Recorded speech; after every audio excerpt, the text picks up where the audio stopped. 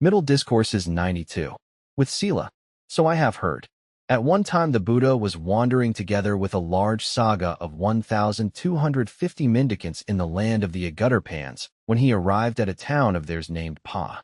The matted hair ascetic Keṇiya heard.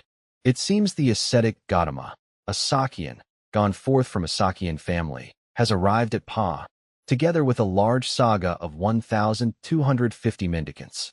He has this good reputation. That blessed one is perfected, a fully awakened Buddha, accomplished in knowledge and conduct, holy, knower of the world, supreme guide for those fit for training, teacher of gods and humans, awakened, blessed. He has realized with his own insight this world, with its gods, maras, and divinities, this population with its ascetics and brahmins, gods and humans, and he makes it known to others.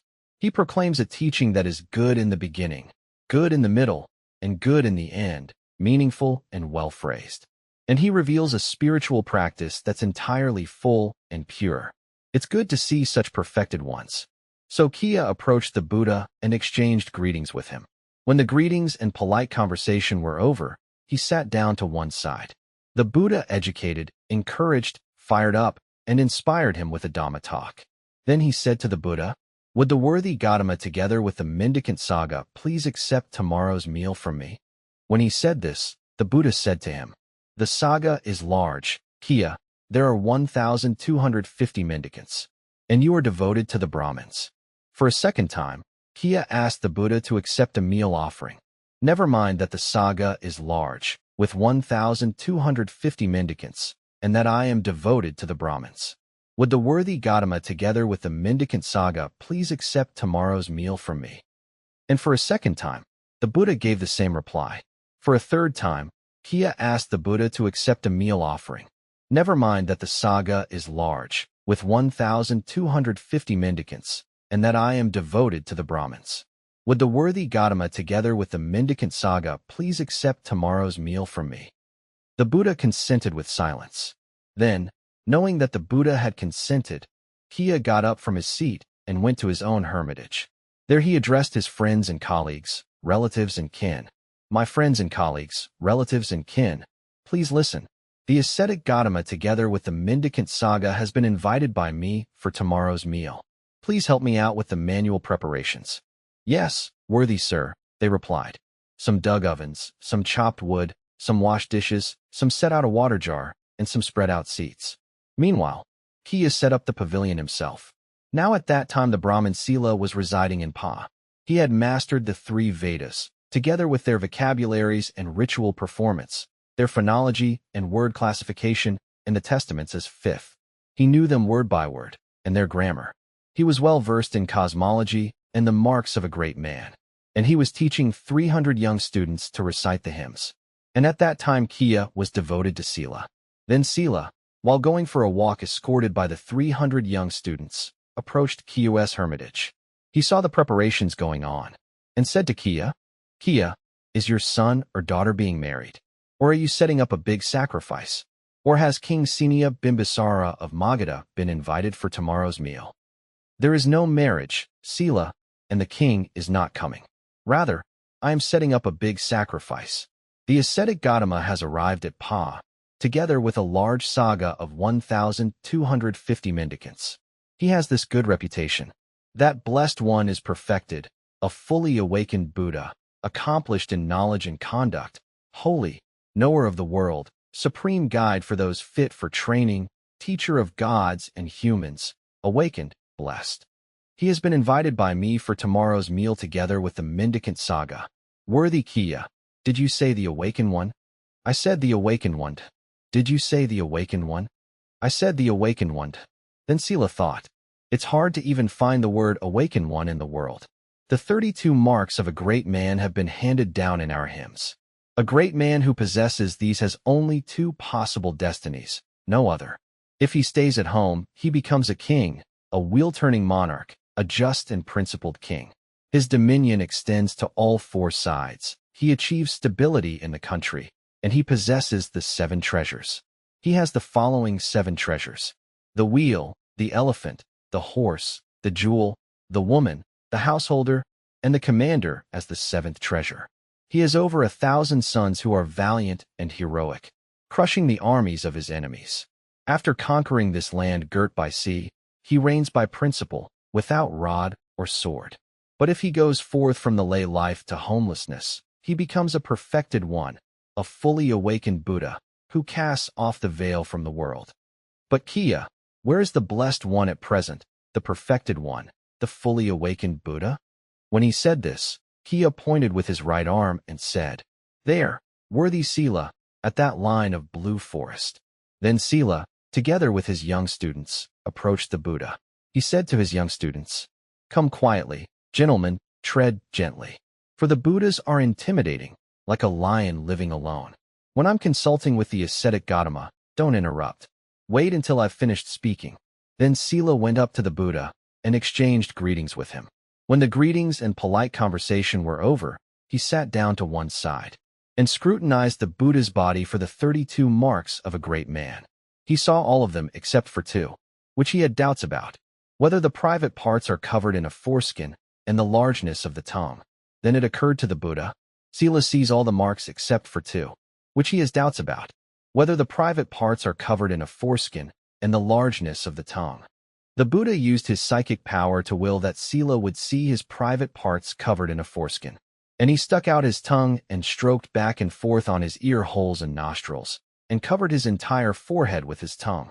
Then Sela thought, the ascetic Gautama possesses the 32 marks completely, lacking none.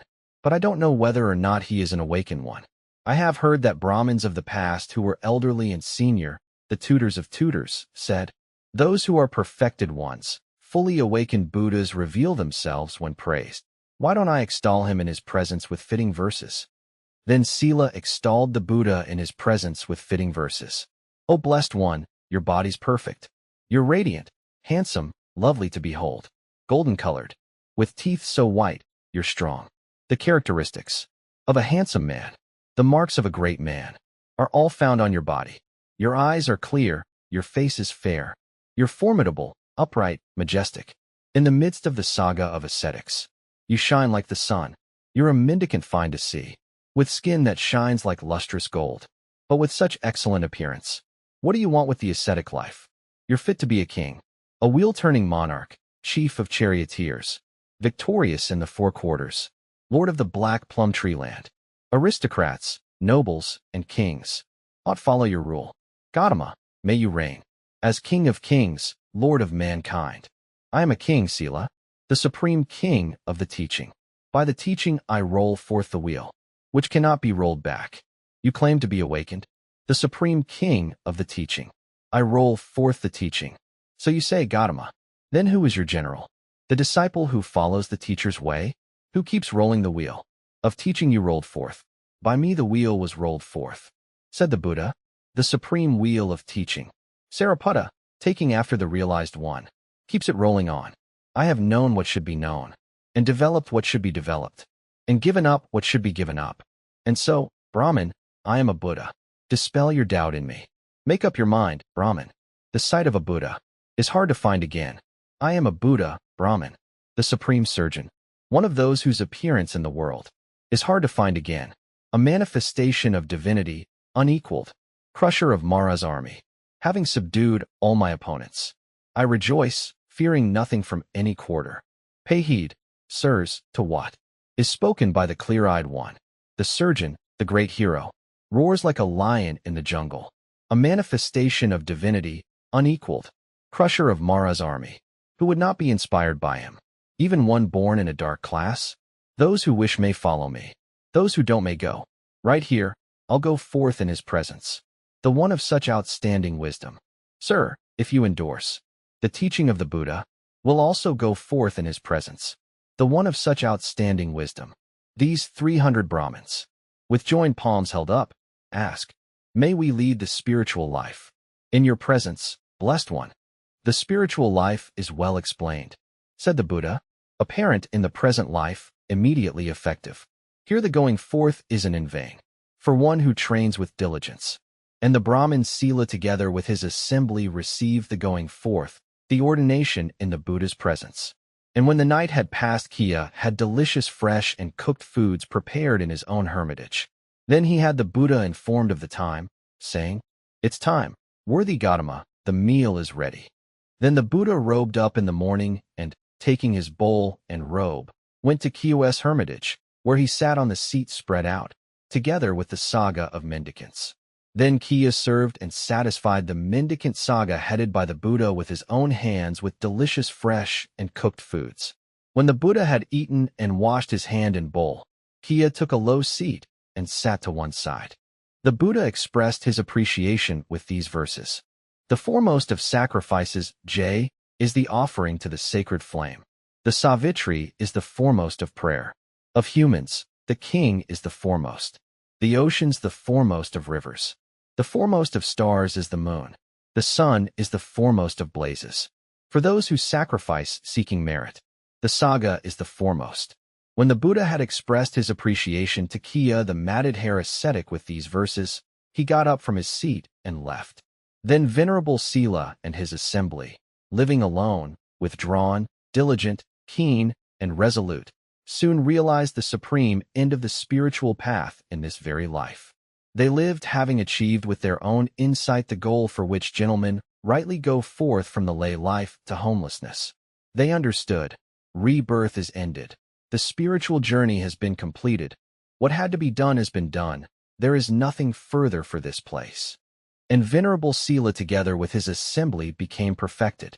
Then Sela with his assembly went to see the Buddha. He arranged his robe over one shoulder, raised his joined palms toward the Buddha, and said, "This is the 8th day since we went for refuge, O clear-eyed one. In these 7 days, blessed one, we've become tamed in your teaching. You are the Buddha, you are the teacher. You are the sage who has overcome Mara. You have cut off the underlying tendencies. You've crossed over, and you bring humanity across. You have transcended attachments. Your defilements are shattered. By not grasping, like a lion, you've given up fear and dread. These 300 mendicants stand with joined palms raised. Stretch out your feet, great hero. Let these giants bow to the teacher.